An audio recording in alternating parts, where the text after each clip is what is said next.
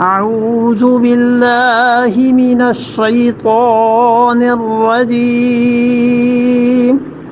بسم الله الرحمن الرحيم وما لهم ألا يعذبهم الله وهم يصدون عن المسجد الحرام وما كانوا أولياء إن أولياء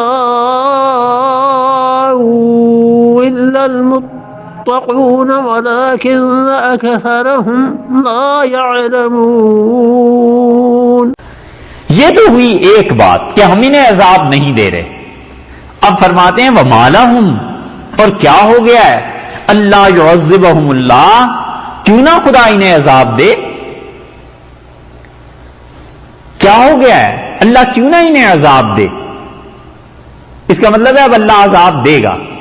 اس لیے کچھ مفسرین تو اس طرف گئے ہیں کہ یہ جو مالہم والی آیت ہے یہ اس وقت نازل ہوئی ہے جب رسول اللہ صلی اللہ علیہ وسلم مکہ مکرمہ سے نکل گئے تھے اور صحابہ رضی اللہ عنہ نے بھی ہجرت کر لی تھی.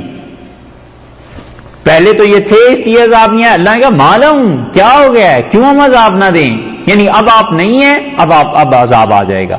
اور کچھ مفسرین اس طرف گئے ہیں کہ وہ کہتے ہیں کہ اللہ تعالیٰ نے اسی وقت یہ آیت نازل کر کے بتا دیا تھا کہ ہم عذاب دیں گے جب یہ رکاوٹیں دور ہو جائیں گی. عملاً فی الحال ہم کچھ نہیں کر رہے لیکن عذاب یہ آئے گا صحیح. وما لہم اللہ یعذبہم اللہ، کیا ہو گیا ہے، ان میں کیا ہے، ان مکہ والوں میں مشرکین میں کیا ہے، اللہ یعذبہم اللہ، خدا نہ عذاب کرے ان کو. وہم یصدون عن المسجد الحرام، یہ ایسے ظالم ہیں کہ ہم یہ مشرکین مکہ یصدون، روکتے ہیں. صدہ کسی چیز کے آڑ بن جانا، کسی چیز کو روک دینا. ہم یصدون، یہ روکتے ہیں، عن المسجد الحرام، مسجد حرام میں عبادت کرنے سے روکتے ہیں لوگوں کو. کیا ہو گیا ہے، ہم کیوں نہ انہیں عذاب دیں، ان کا کوئی ایک جرم ہے. کس کو روکتے تھے مکہ میں کہ وہ مسجد حرام میں عبادت نہ کرے، سب کو روکتے تھے. رسول اللہ صلی اللہ علیہ وسلم نے داخل ہونا چاہا تھا اور اس میں بیت اللہ میں عثمان بن طلحہ نے روک دیا رضی اللہ عنہ. اس وقت جاہلیت کا زمانہ تھا. یہ تو آیات ہیں جاہلیت کے ہجرت کے فوراً بعد کی نا. اللہ نے فرمایا کیا ہے ان میں، ہم کیوں عذاب نہ دیں، یہ ہمارے گھر محترم مسجد سے لوگوں کو عبادت کے لیے روکتے ہیں.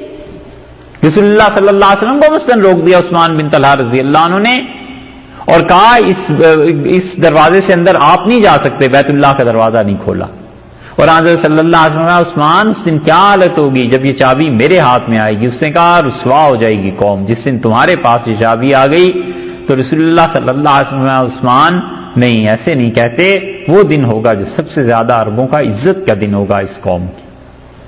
اور پھر فتح مکہ میں آیا، اس کی بات گزر چکی پہلے سورہ نساء میں. اللہ تعالیٰ نے فرمایا اس طرح ایک، اور یہ روکتے ہیں خدا کے گھر سے.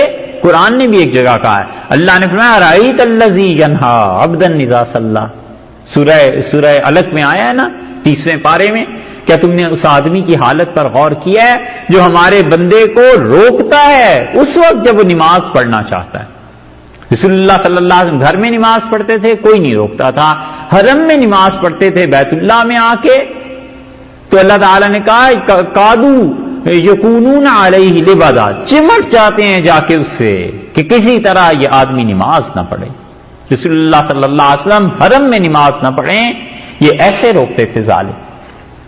اور نبی کریم صلی اللہ علیہ وسلم نے نماز پڑھی اور حضرت ابو بکر رضی اللہ عنہ، کتنے ہی واقعات آئے ہیں ایسے کہ رسول اللہ صلی اللہ علیہ وسلم نے نماز پڑھی اور یہ کفار مکہ بیٹھے ہوئے تھے. ان میں سے اس نے کہا کہ کوئی ہے جو اس آدمی کے ساتھ کوئی چھیڑ چھاڑ کرو، کچھ اس کو تنگ کرتے ہیں تھوڑا سا.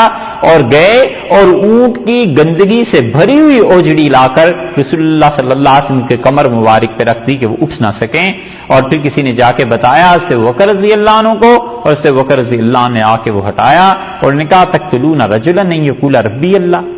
بس اس آدمی کا اتنا ہی جرم ہے کہ یہ کہتا ہے اللہ میرا پروردگار ہے، اس لیے سے مارنا چاہتے تھے.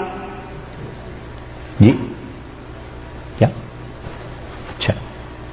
اور ایک واقعے میں آتا ہے حضرت فاطمہ رضی اللہ عنہا کو کسی نے بتایا، کیا 5 سال کی 6 سال کی چھوٹی سی بچی ہے اور والدین سجدے میں، اور آ کے کسی نے اوجڑی رکھ دی ہے، اور حضرت فاطمہ رضی اللہ عنہا ہٹا رہی ہیں اور ہنس رہے ہیں لوگ ان پہ، اور رسول اللہ صلی اللہ علیہ وسلم جب اٹھے تو آپ نے بیت اللہ کی طرف ہاتھ پھیلا دیے اور آپ نے فرمایا اللہ حد ہو گئی اس چیز کی، اور اے پروردگار اس ابو جہل سے، عتبہ سے، ولید سے، شیبہ سے نام لے لے کے رسول اللہ صلی اللہ علیہ وسلم اللہ ان سے اپنا بدلہ لے لے۔ اور حضرت عبداللہ ابن مسعود رضی اللہ عنہ کہتے تھے میں نے ان 4 کو دیکھا، 5 کو، امیہ کو، عتبہ کو، ولید کو، شیبہ کو اور ابو جہل کو، 5 مجھے بدر میں نظر آ گئے کہ ان کی لاشیں جل گئی تھیں، سڑ گئی تھیں دھوپ کی وجہ سے، یہ ان لوگوں کا حال ہو گیا۔ یہ ہے ہم یصدون عن المسجد الحرام، کیوں نہ اللہ انہیں عذاب دے، یہ مسجد حرام سے روکتے ہیں، کیوں روکتے ہیں؟ اب اللہ انہیں عذاب دے گا، وہ عذاب کیا ہوا پھر خدا نے دیا؟ اللہ نے عذاب وہ دیا بدر میں، دیکھ لیا پھر انہوں نے بدر میں خدا کا عذاب مانگ کے گئے تھے، اپنے منہ سے اوپر مانگا ہے، کہتے ہیں کہ اللہ آسمان سے پتھر برسا یا ہمیں عذاب دے اگر یہ دین سچا ہے، اور رسول اللہ صلی اللہ علیہ وسلم کے سامنے کھڑے ہو کے کہتے ہیں، حدیث میں آیا ہے حضرت صلی اللہ علیہ وسلم کا لشکر ادھر تھا، یہ ادھر تھے، تو ابو جہل اپنے لشکر کو ٹھیک کر رہے ہیں اور اونچی اونچی آواز سے پکار رہا ہے اللہ کو، اور رسول اللہ صلی اللہ علیہ وسلم کو سنانے کی خاطر کہتا ہے اللہ ان 2 لشکروں میں جو حق پر ہے آج اس کو غالب کر، اے پروردگار جو ان 2 میں حق پر ہے اسے عزت دے، خدایا ان 2 میں جو بھی تیرے زیادہ قریب ہے خدایا اس کو فتح دے۔ یہ مانگتا رہا تو رسول اللہ صلی اللہ علیہ وسلم سنتے رہے، جب چپ ہوا پیچھے چلا گیا تو آپ نے فرمایا اگر کسی نے دیکھنا ہو اپنے حق میں بد دعا کرنے والا کوئی تو اسے دیکھو، وہ دعائیں تو تھی، خدا سے یہی تو مانگ رہے تھے، اللہ نے عذاب دیا ہے بدر میں، پھر قتل بھی ہوئے اور اس کے ساتھ ساتھ قیدی بھی ہوئے، اس لیے کہ رسول اللہ صلی اللہ علیہ وسلم تو اب وہاں نہیں رہے تھے، اب جنہوں نے نکلنا تھا وہ بھی نکل چکے تھے، اس لیے فرمایا کہ وما كانوا اولیاءہ، اور یہ اس کے اہل نہیں ہیں، اس کے اختیار والے نہیں ہیں، کس چیز کے؟ مسجد حرام کے متولی نہیں ہیں، یہ کفار جو ہیں مشرکین مسجد حرام سے روکتے ہیں بیت اللہ سے عبادت کو، اور یہ اس کے متولی نہیں ہیں۔ کس بنیاد پر روکتے تھے؟ وہ بنیادیں تھیں 2، ایک تو یہ کہتے تھے کہ ہم خدا کے گھر کے متولی ہیں، ہمیں وراثت میں ملا ہے خدا کا گھر، حضرت ابراہیم علیہ السلام سے لے کر ہم تک نسب ہے، اور یہ حقیقت تو ہے کہ ان کے جدی پشتی حضرت صلی اللہ علیہ وسلم کا خاندان، یہ سارے کے سارے قریش جو تھے آگے پہنچ کے تو حضرت ابراہیم علیہ السلام پہ ہی مل جاتے ہیں نا، تو یہ بات تو وہ کہتے تھے، لیکن وہ کہتے تھے ہم اس کے اہل ہیں، ہم اس کے متولی ہیں ایک، اور دوسرے وہ کہتے تھے جس کو ہم چاہیں عبادت کرنے دیں اور جس کو ہم نہ چاہیں عبادت نہ کرنے دیں۔ یہ 2 جرائم اکٹھے ہو گئے، کیونکہ کافر اللہ کے گھر کا متولی نہیں ہو سکتا، اسی لیے فقہا نے یہ مسئلہ ثابت کیا ہے کہ وہ کہتے ہیں کسی کافر کو مسجد پہ اختیار نہیں دیا جا سکتا، یعنی جیسے یہ مسجد ہے، اب کوئی انگریز یہودی یا عیسائی چاہے کہ یہاں آ کر ایڈمنسٹریشن میں وہ اس مسجد کی تولیت لے لے، اس مسجد کے اختیارات لے لے، اسے نہیں دیا جا سکتا، ایک چیز۔ اور دوسری بات وہ یہ کہتے تھے اس کے ساتھ ساتھ کہ ہم اس میں حق رکھتے ہیں کہ جس کو چاہیں عبادت کرنے دیں، جس کو نہ چاہیں نہ عبادت کرنے دیں، حالانکہ یہ اختیار تو مسلمان کو بھی حاصل نہیں ہے۔ جی وہ حیدرآباد کی جامع مسجد ہندو وقف بورڈ کے اس میں ہے، تو وہ پھر جائز ہے یا وقف بورڈ کی حد تک کیا اس کا رائے؟ اچھا، تو دوسری بات وہ یہ کہتے تھے جس کو ہم چاہیں اس گھر میں عبادت کرنے دیں، جس کو نہ چاہیں نہ کرنے دیں، حالانکہ یہ تو مسلمان تک کے لیے جائز نہیں۔ رسول اللہ صلی اللہ علیہ وسلم نے مسجد کے جو متولی ہے، جو مسجد پہ جو مسجد کے سارے اختیارات رکھتا ہے، بس اس کو اتنی اجازت دی ہے کہ دیکھو بچے جو پاکی ناپاکی کو نہیں سمجھتے انہیں مسجد میں نہ آنے دینا، پاگل ہے وہ پاکی اور ناپاکی کی تمیز نہیں کر سکتا، فرمایا اپنی مسجد کو بچاؤ بچوں سے، اپنی مسجدوں کو بچاؤ پاگل لوگوں سے۔ رسول اللہ صلی اللہ علیہ وسلم شعر و شاعری کی مجلسیں منعقد نہ کرو، یہ کچھ کر سکتا ہے، عبادت سے تو نہیں نہ روک سکتا۔ اسی لیے فقہا میں یہ بحث ہوئی ہے کہ مسجد کو تالا لگانا بھی جائز ہے یا نہیں، اور پھر وہ کہتے ہیں کہ کہ جہاں پر یہ خطرہ ہو اور حفاظت کرنی مقصود ہو، کوئی حرج نہیں ہے مسجد کو بند کرنے میں. اور پرانے فقہا کہتے تھے مسجد وہ ہے جسے 24 گھنٹے کھلا رکھو تاکہ جب بھی کوئی عبادت کرنا چاہے آئے آرام سے عبادت کرے. یہ دو غلط فہمیاں تھیں. اللہ نے فرمایا وما کان اولیاءہ، اور یہ لوگ اس کے اختیار والے ہیں ہی نہیں، یہ مسجد حرام کے متولی ہیں ہی نہیں یہ کافر. ایک تفسیر یہ کی گئی ہے کہ یہ لوگ ما کانوا اولیاءہ، یہ اللہ کے دوست نہیں ہیں. ہو کی ضمیر مسجد حرام کی بجائے اللہ کی طرف لوٹائی گئی تو یہ اس کے دوست نہیں ہیں، یعنی اللہ کے جو دوست ہیں وہ مسجد حرام کے متولی ہو سکتے ہیں، اور جو اللہ کے دوست نہیں ہیں وہ متولی نہیں ہوں گے.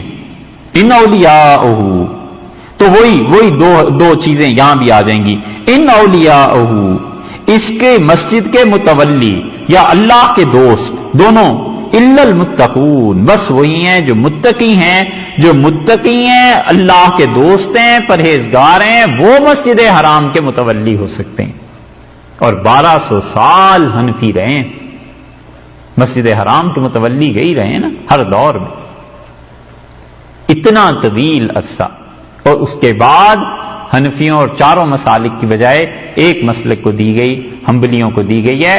وگرنہ 1200 سال کا طویل عرصہ آپ دیکھ لیں، سوائے اس دور کے جو چند سال تھے، شاید 14 برس تھے، جب کرامتہ کا قبضہ ہو گیا تھا اور انہوں نے حجر اسود کو اکھیڑ دیا تھا اور حج کو روک دیا تھا. انہوں نے کرامتہ کا یہ جو قبضہ تھا اس کے علاوہ ہمیشہ حنفی رہے. ان کرامتیوں کا اثر اتنا عالم اسلام میں پھیل گیا تھا کہ ملتان سے لے کے جو پاکستان میں ہے حرمین شریفین تک ان کا اثر تھا.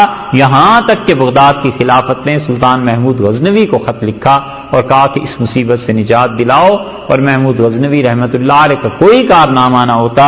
یہ بہت بڑی چیز تھی کہ اس نے اتنا مارا ہے کہ پھر کرامتی اٹھ نہیں سکے، جیسے مرہٹا چھا گئے تھے. اور احمد شاہ ابدالی کو شاہ ولی اللہ رحمت اللہ علیہ نے خط لکھا، اور انہوں نے اس خط میں لکھا کہ ہم حضور اقدس صلی اللہ علیہ وسلم کی روح مبارکہ کو آپ کے سامنے سفارش کے طور پر پیش کرتے ہیں، خدا کا واسطہ ہندوستان آؤ اور یہاں کے حالات کو سنبھالو. اور احمد شاہ ابدالی آیا اور مرہٹوں کی پرکاری ضرب لگی اور ان کی کمر ٹوٹی، وگرنہ سارا ہندوستان رام رام کرتا ہوتا اور سب لوگ کافر ہو جاتے.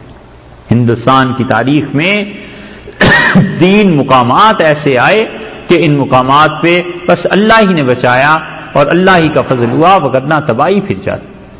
حضرت مجدد الفسانی رحمت اللہ علیہ کے دور میں رام رام کرتے اگر حضرت مجدد رحمت اللہ علیہ کی بات نہ ہوتی. اور اورنگزیب کے زمانے میں ہندو برہمن مسلمان بچوں کو لے جاتے تھے، جا کر تعلیم دیتے تھے، مسلمان مندروں میں جاتے تھے، بچے ان کے برہمنوں کے پاس جا کے پڑھنا شروع ہو گئے. اور سلطان اورنگزیب نے جبرن منع کیا مسلمانوں کے کہ خبردار تم نے اپنے بچوں کو ان شوالوں میں بھیجا اور ان جگہوں پر بھیجا مندروں میں. اور اورنگزیب رحمت اللہ علیہ نے برابر کی رقم مسلمانوں کو بھی دی، ہندوؤں کو بھی دی تعلیم کے لیے. انہوں نے کہا تعلیم حاصل کرو لیکن ہمارے بچوں کو مذہبی تعلیم مت دو. یہ وہ کانٹا ایسا چبھا ہے کہ اب تک اورنگزیب کو برا کہتے ہیں. بس اس کا قصور یہی ہے کہ اس نے مسلمان بچوں کو منع کر دیا کہ قطعاً تم برہمنوں کے پاس پڑھنے کے لیے نہیں جاؤ. اور سید احمد شہید رحمت اللہ علیہ وہ تھے، انہوں نے کام کیا مسلمانوں کے لیے. اس لیے اللہ نے کہا ہمارا گھر، اس کے متولی بس وہ ہیں جو متقی ہیں. وَلَٰكِنَّ أَكْثَرَهُمْ لَا يَعْلَمُونَ، لیکن لوگوں کی اکثریت اس چیز کو نہیں جانتی. لوگ جانتے نہیں ہیں کہ خدا کے گھر کا متولی ہونا کتنی بڑی چیز ہے، کتنا بڑا شرف ہے کہ خدا اپنے گھر کی حفاظت کے لیے کسی کو رکھے. وَمَا كَانَ صَلَاتُهُمْ، اور یہ اللہ انہیں عذاب نہ دے. کیوں بھئی؟